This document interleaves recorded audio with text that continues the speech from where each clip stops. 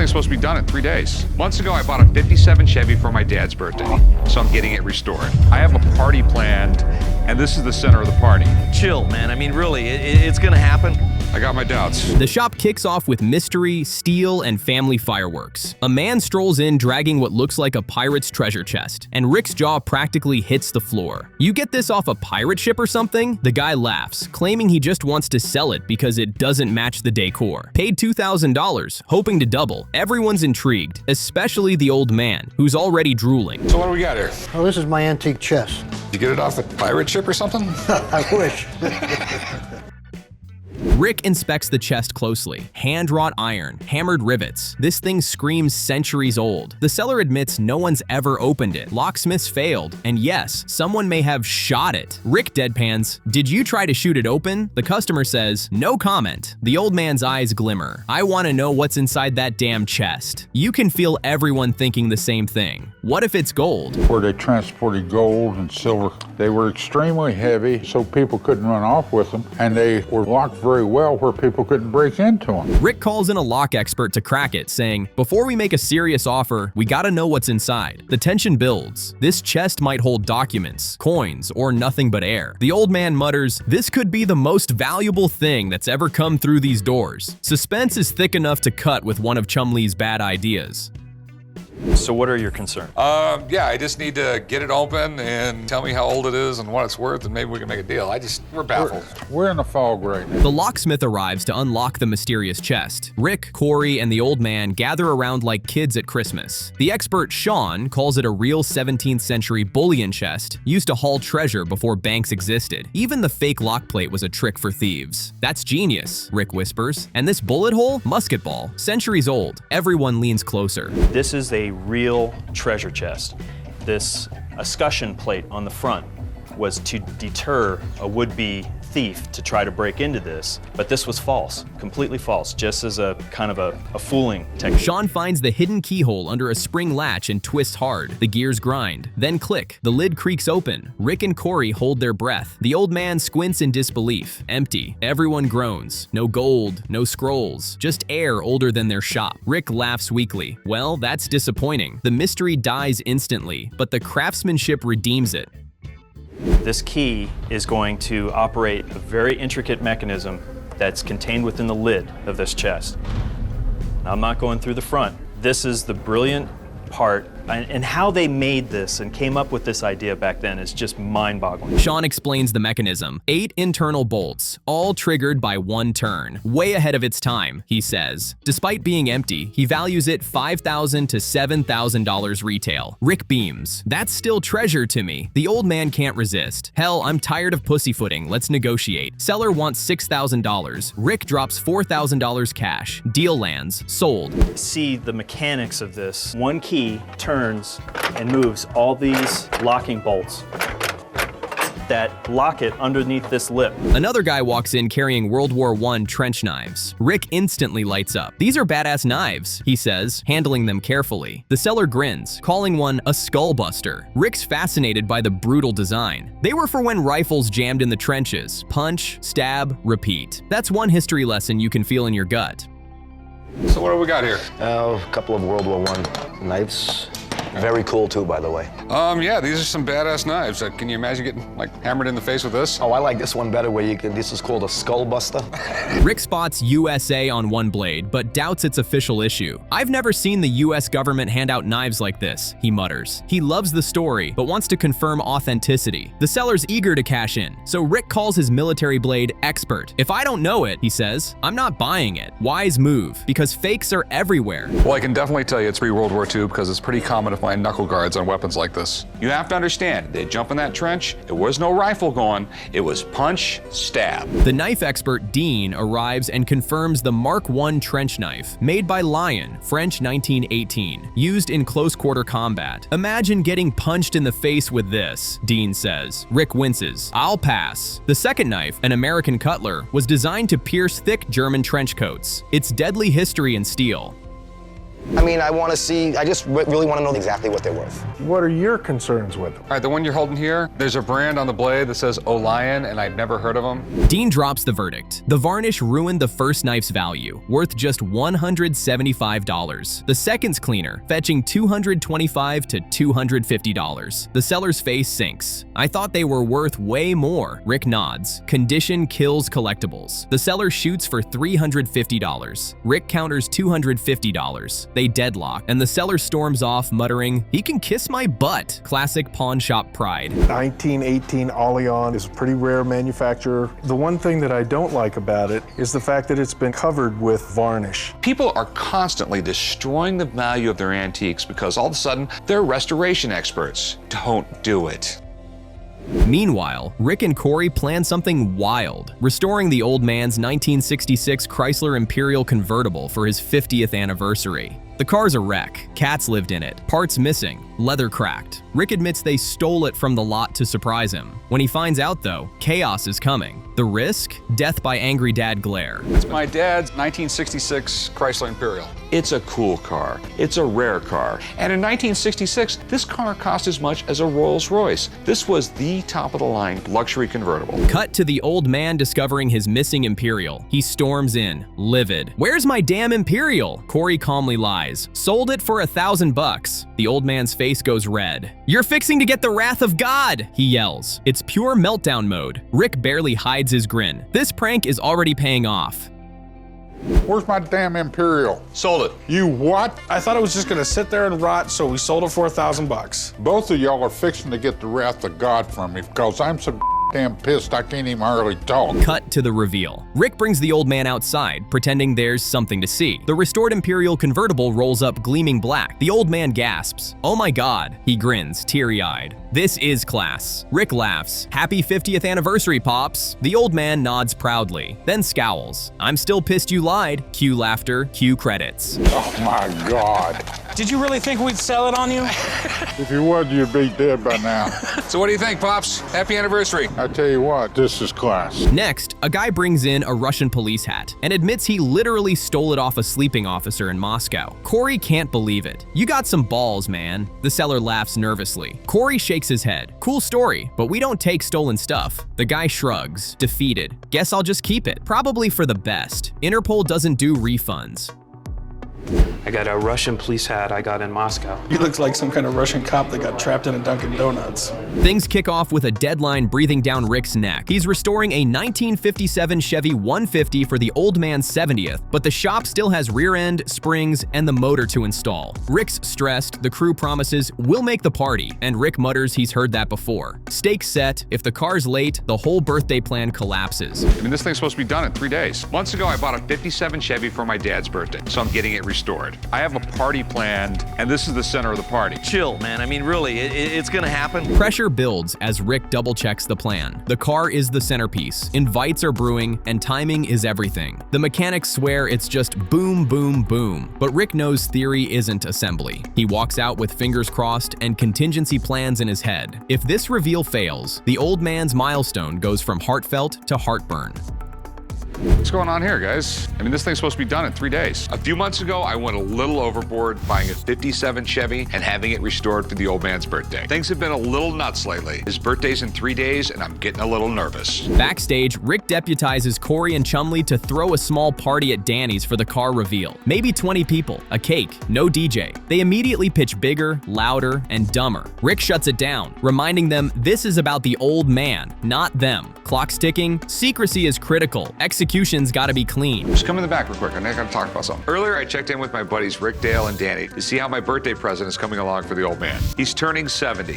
So I had a couple guys I know that are great at picking stuff find his favorite car of all time, 1957 Chevy 150. The banter keeps flying. Chum jokes about strippers. Rick groans. He's honest. He isn't even sure the Chevy will be finished. Corey promises they'll keep it tight and classy. It's classic shop energy. Chaos wrapped around a genuinely sweet plan for a 70th birthday that means the world to Rick. We're gonna have a little party for the old man. Well, how many do you want? What do you want? Maybe 20 people, a cake. You want a DJ, though, at least, right? No, this is a party for the old man, not you guys. Showtime. Rick lures the old man to the counts under a flimsy errand, then reveals the fully restored 57 Chevy 150. Ground-up rebuild, gorgeous paint, fresh LS1. Daily drivable, pure nostalgia. The old man freezes, then beams. That's the most beautiful car I've ever seen. You can cut the emotion with a key. It's perfect. Damn it, Rick. We just gotta pick something up real quick. Rick, there's some nice cars here. You could have got me one for my birthday. I got you biscuits and gravy for the love Oh, of God. you're a cheap ass. Then, a curveball. A seller unveils an antique ring pistol. Rick's jaw drops. He's never handled one in person. The seller calls it an Imperial Protector. 6-shot, 1800s, and wants $9,000. The old man deadpans that flashing this in a card game would piss somebody off. It's tiny, lethal, and insanely rare. Exactly the kind of oddball that turns the shop electric. I'm here to sell my ring pistol today. Ring pistol. Yep. Damn, I've never seen one of these before. Hey, Pops, this might be something you'd be interested in. What? It's a pistol ring. Rick examines the craftsmanship. Sterling ring, clean machining, pinfire system. One of the earliest cartridge designs. This isn't a toy, it's a beautifully engineered stealth weapon. Rick loves it but won't gamble blind, so he calls Tony the gun expert. If Tony blesses it and the price is right, this could be the coolest micro firearm they've ever bought. It's novelty, but it's also seriously a gun. I mean, it would really hurt getting shot with this thing. You're sitting in a card game with this on, you would piss somebody off. Do you know the date of manufacture on this thing? The late 1800s, that's what I was told. Expert time on the ring pistol. Tony lights up. French-made, mid-1800s. Scarce, exquisitely built. He explains loading. Unscrew the center cylinder, load 6 pinfire rounds, reattach, cock the side hammer, fire. The hammer doubles as a blast shield with an intimidating flame at the pin. Perfect poker table persuasion. He values it $4,000 to $6,000, noting one sword to $11,500. Usually the guys will call me down here if they get something rare and obscure. I've been around guns my whole life, and I'll tell you, it's always great to see something that you only heard of or saw pictures of. This is kind of cool. Negotiation turns tense. Rick starts near $3,000, then stretches to $7,000 cash, already above comfort. The seller barely budges, insisting $8,500 bottom line. As much as Rick wants it, he won't overpay by thousands. They shake no deal. Rick watches a unicorn walk out the door, visibly gutted. I'll give you $3,000 for it. No, can't do it, sorry. 9 grand. They're pretty rare. It's a nice piece. I agree it's a nice piece, but you have to understand too that we're not collectors. A new seller arrives with a ship's binnacle, the housing for a marine compass. He says his son scored it at a yard sale for $10. Rick dates it roughly circa 1900 woodboat era, with oil lamps inside for night use. It's clean, charming, and nautical niche. The ask is $500, Rick braces for the haggle, and the seller leans in confident. Have an item here I'd like to sell. It's a binnacle. That's a fancy word for a compass that goes on a ship. This is pretty cool. Looks like a Viking helmet. They wrangle quickly. Rick offers $300. The seller counters aggressively, claiming sailors snap these up. A few volleys later, they land at $425. Final. Rick shakes. Deal done. The shop gets a handsome maritime conversation piece. The seller walks with more than expected. Efficient, tidy, and shelf-ready. It looks probably a little earlier than 1925 because they started making ships out of steel. So that's why I could more or less figure this was probably around 1900 and was on a wooden boat. Otherwise, it would have magnets to compensate for the iron ships. A retired artist wheels in animation cells from Scooby-Doo, the Flintstones, and Fat Albert with original color guides. Corey is starstruck. The seller wants $5,000 for the lot. Corey notes the framing grind and slow turn market. Still, these are authentic pieces of Saturday morning history. The question isn't cool, it's how long to sell.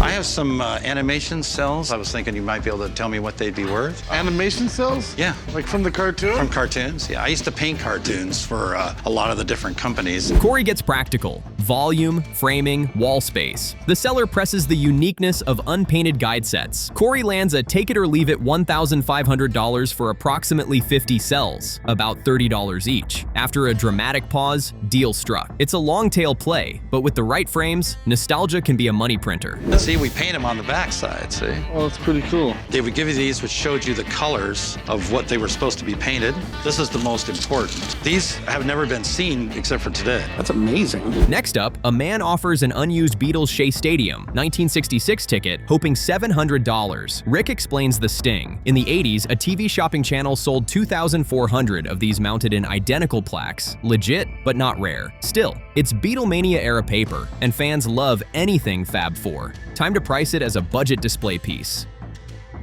I have a unused Beatles ticket from Shea Stadium, 1966. Did you ever listen to the Beatles? They were a little past my time. Rick anchors $175. The seller groans about a Paris trip for his wife. Rick nudges to $180 just to make him feel good. Handshake. Not every buy is a moonshot. Some are steady sellers that keep the lights and jokes on. It's a fair deal for a framed slice of rock history. This was one of the last times the Beatles performed live. It was height of Beatlemania. I mean, this is definitely legit, but do you know where these were originally sold? The tickets? Well, no, I mean this whole plaque here. Things launch with pure history porn. A French double-barrel flintlock coaching gun hits the counter and Rick lights up like Vegas at midnight. The seller's ditching it. Wife plus newborn equals guitar fund. And the old man just grins at the logic. Rick runs hands over the engraving, clocking the spring bayonet and aristocrat vibes. Nasty cool, he says, and he's not wrong. It's a French double-barrel musket coaching gun.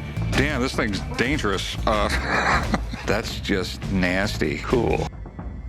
Rick leans closer. Double barrels, ornate carving, and gold inlaid lettering he can't place. That gilded script feels important. Maker, town, owner, but he won't guess on a gun this fancy. He flags in Sean, his antique arms guy, to decode the markings and era. When Rick admits he's never had anything quite like it, you can feel the value rising with his heartbeat. I mean, it's an incredible gun. It really is. This is really, really high-end stuff. It was probably a coach gun for someone, you know, a Duke or an Earl or something like that. Back to the star. Sean arrives and practically purrs. Authentic and unusual. He dates the form to around 1750, notes English proof marks on a French piece, and explains the spring bayonet purpose. This wasn't barn decor. It was a coach defense monster. Fire both barrels, flip the release, and now you're a porcupine with intent. Rick is smitten. Oh, we got this. Man. This is great. There's a lot of stuff going on here, and I'm going to try and explain what I'm seeing. Sean decodes the gold Cannon Tours style marking, twisted steel barrel bragging rights, and the English modifications for real-world highwayman threats. The image is brutal: smoke, screams, and a blade popping like a jump scare. Auction estimate, $10,000. Rick's eyebrows shoot up. Permission to want this granted. He thanks Sean, already calculating angles. Just from the overall form, I would say that this was made around 1750. There are 3 proof marks, one of which is a crown over GP for gunmaker's proof. The other one is a crown over V for viewed, and the other one is a crown over F, which means a foreigner's mark. Negotiation pops fast. Seller asks $6,000. Rick anchors $2,500, then pivots. You wanted a guitar? Let's get creative. He dangles a high-end trade to bridge the cash gap, because sometimes the best pawn move is a rock and roll detour. The seller's skeptical, but listening. Rick sprints to fetch the ace up his sleeve. Coming in, Sean. Oh, I really absolutely. appreciate it. I wanted this thing before Sean came in, and after hearing what Sean said, I wanted even more. Because as a guy who loves guns, this is the jackpot. Final bang. Literally. Rick and Sean test fire the flintlock with Chumley volunteered as recoil sponge. Load measured charges, half cock, prime, and boom boom. Twin smoke plumes. Chum staggers. Everyone howls. Totally safe, he wheezes, grinning. Rick glows. The piece works, the story sells, and the shop has a new crown jewel. Is to make sure that the barrels are clear so our guinea pig Chum doesn't get hurt. Thank you, Sean.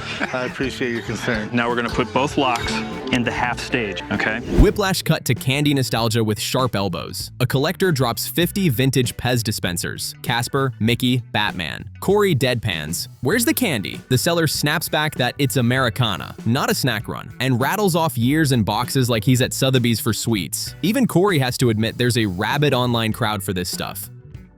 These have no candy in them at all. These are all from the 1960s, 1970s. What good are candy dispensers without candy? Come on, man. You work with this guy. Valuations fly. Casper and box approximately $400. Mickey die cut approximately $350 to $400. Batman approximately $250 to $300. Seller wants $5,000 for the 50. Corey's stone cold. The market's saturated. Flips are slow. Framing time is real. $1,000 for the lot. The Pez purist is offended on behalf of an entire entire community and storms out. Corey shrugs. Guess I'm not sweet enough. I just want to unload them. Okay. So I can make money on them and Buy more Pez, obviously. buy more Pez, definitely. Okay. More rare ones. Another curve. A woman presents a 1932 S Washington quarter, hoping it's a $1,000 beauty. Rick gives the quick history. First Washington quarter year. San Francisco struck only approximately 400,000, so it's the key, but then frowns. The mint mark looks off.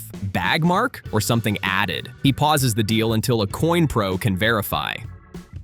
I have a 1932 S quarter, and I've been holding on to it for about 27 years. So how did you get this thing? I used to work as a cashier in a grocery store, and that was given to me in change. Rick levels with her. People sometimes punch an S onto a common 1932 to fake a rarity. It's why he won't gamble. $8 versus $1,000 is a wide chasm. He calls in Ray to inspect under a numismatist's microscope. She agrees to wait. Rick promises a straight answer, not wishful thinking. Stakes set, expectations cooled.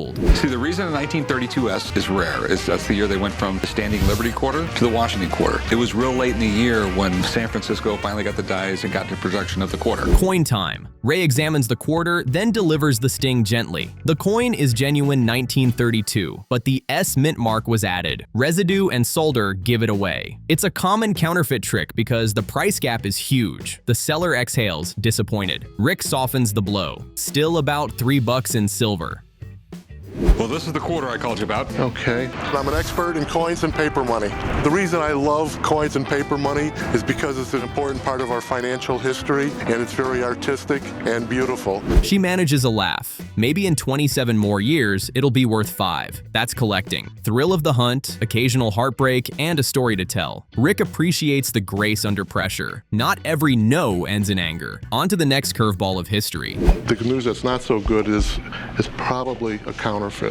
And the reason I say that is there's extra silver as well as solder and flux around the S that's been placed on the coin. Nostalgia struts in wearing wool, a U.S. Navy uniform. The old man's instantly transported. Rick needles him about the size. They pay $50 after a quick haggle, then bet $1 on era. Rick says World War I. The old man insists World War II. They summon Mark from the Clark County Museum to referee.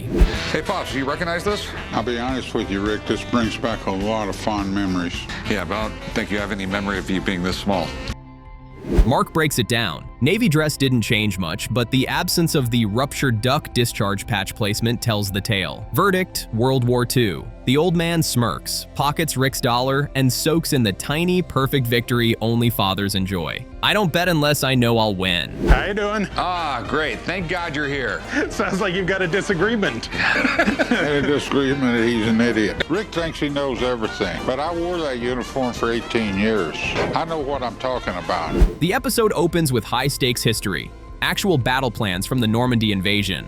The seller claims his grandfather worked with the 82nd Airborne and kept the maps after the war. Rick's eyes light up immediately. If these are pre-battle, they could have changed the course of history. The old man mutters, D-Day was hell. You can feel the weight of it. Rick's holding secrets that literally won a world war. I have some battle plans and after-action reports from the Normandy invasion.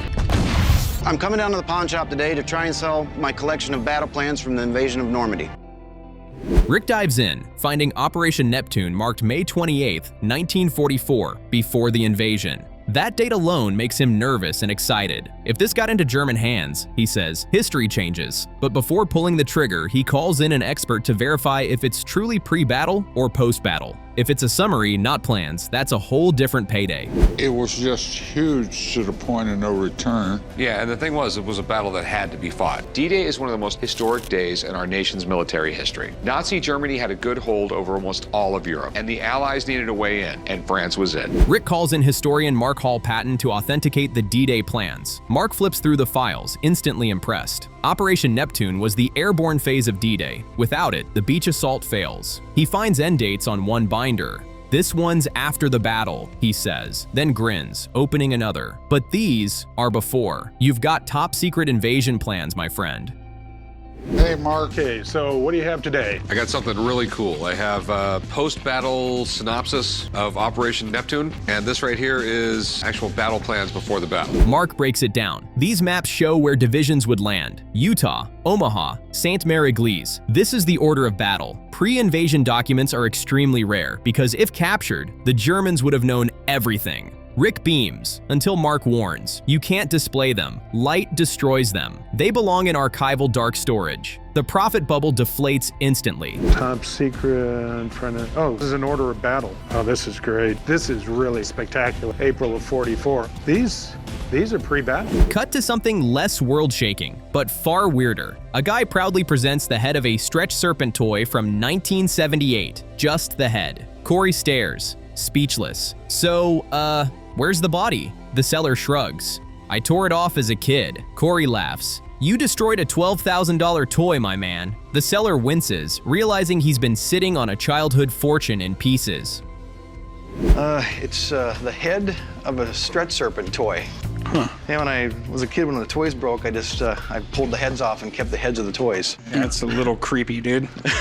Corey lays it out. The Stretch Serpent was Kenner's failed spin-off from Stretch Armstrong. Barely sold, then vanished. Today, boxed examples hit 5 figures. The seller wants a few grand just for the head. Corey smirks. It's kinda hard to play with just a head. He drops a $300 offer. They haggle up to $500. Deal sealed. I'll miss it, the seller sighs. You're the only one, Corey mutters. What's a stretch toy? They were made by Kenner back in the 70s. They had Stretch Armstrong, and you'd stretch them, they'd go back to their original shape. They were filled with corn syrup, and a lot of times the bodies broke on them, and then the syrup would leak out, and you'd throw the toy away. Back at the counter, Corey and the old man erupt into a shouting match. Corey dropped $500 on that Stretch Serpent head, and the old man's fuming. You paid what for half a toy? He growls. Corey fires back. It's worth 12 grand complete. The old man laughs. You got 2 cents worth of plastic. They make a bet. If Corey profits, the old man cleans the shop. Corey, you got to be kidding me. Corey, damn it. Did you see that? Corey always knows how to make my blood pressure go up. He bought a little green ball for $500. Sometimes I think he's the king of stupid.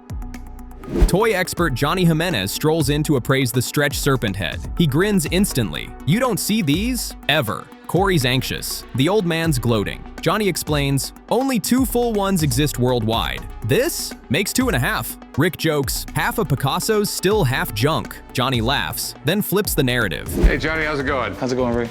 They're in a little argument over this. Corey paid $500 for this thing. The guys called me down today to take a look at a Stretch Serpent head. Apparently there was a conflict between the old man and Big Haas at what the value of this piece was. Johnny declares it worth $4,000 to $5,000 just for the head. The room explodes. Corey cheers. Told ya, the old man groans. How'd you make money on half a toy? Rick cackles. Even broken clocks are right twice a day. Corey smugly hands him a mop. You're cleaning, old man. The victory is sweet, sugary, and loud. So is a half worth anything? I know, because if you cut a Picasso in half, it isn't worth anything. Well, most toys, if you have a part or piece, it really isn't that much significant value. But being the rarity of this piece, you definitely hit a home run if you only paid $500. What?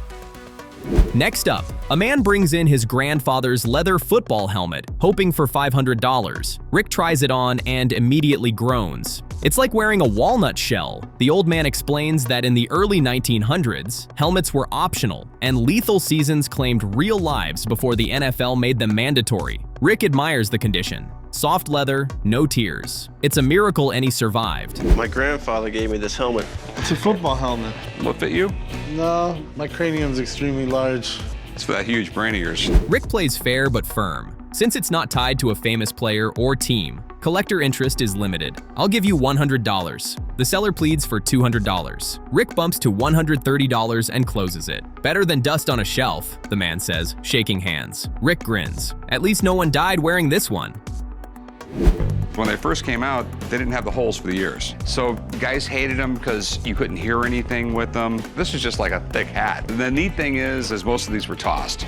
Right. Then history returns with steel and edge. A customer lays down 2 saber bayonets from the Franco-Prussian War. Gorgeous, curved blades dated 1871 and 1873. Rick inspects them like a surgeon, explaining how they doubled as detachable swords. If you wanted to go all Zorro, you could. The seller hopes for $500, but Rick's already calculating the real market. We have a pair of saber bayonets from the Franco-Prussian War.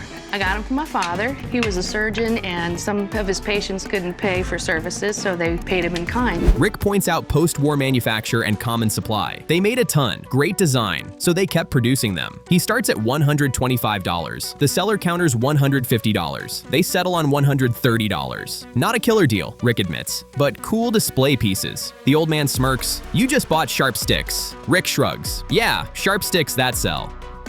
There's been many improvements in bayonets over the past 400 years, but what makes this one special, it doubled as a sword. They could easily detach, so if you suddenly got the urge to go all Zorro on somebody, you could just pop it off. Rick sighs. I'm not a museum, I'm a business. The old man agrees. Collectors want things they can hang and brag about. Rick thanks the seller, but passes. They're priceless history, but not profitable. The man leaves smiling anyway, knowing his grandfather's secret files just made the expert's jaws drop. They're archival pieces rather than display pieces. These are production pieces from World War II. This just doesn't hold up. It is not color fed. The episode closes on chaos. The old man accidentally sprays Corey with cleaning alcohol mid-grudge session. Sorry, didn't see you there. Corey yells, you just hit me in the eye. Rick laughs. Looks like the old man wins after all. Classic Pawn Stars, half history, half havoc, all heart. Say I'm right. You're right, Corey. I apologize. And you were wrong. I'm never wrong. And you're old and senile.